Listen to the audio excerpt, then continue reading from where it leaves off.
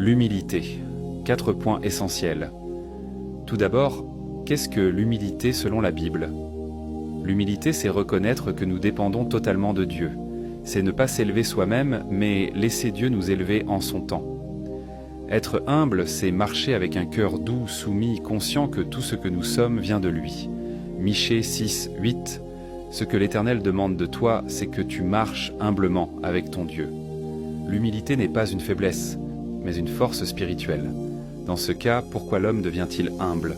L'homme devient humble lorsqu'il réalise sa petitesse devant la grandeur de Dieu. Quand il comprend que sans Christ il ne peut rien faire, alors son cœur s'abaisse.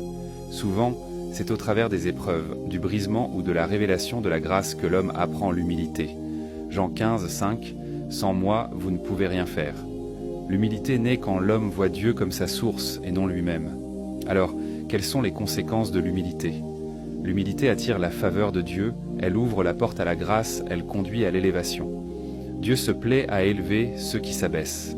L'humilité restaure les relations, guérit le cœur et fait de nous des instruments utiles entre ses mains. Jacques 4, 6. Dieu fait grâce aux humbles.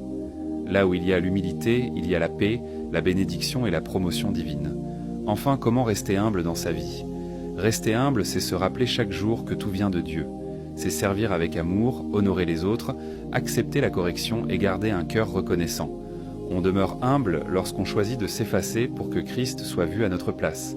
1 Pierre 5, 5, revêtez-vous d'humilité. L'humilité se cultive dans la prière, l'obéissance et dans le fait de chercher la gloire de Dieu plutôt que la nôtre. L'humilité est le chemin de la vie spirituelle. Celui qui marche humblement attire le regard de Dieu, grandit en sagesse et reflète le caractère de Christ. Que nos vies soient marquées, non par la recherche de grandeur, mais par un cœur qui s'abaisse pour laisser Dieu agir.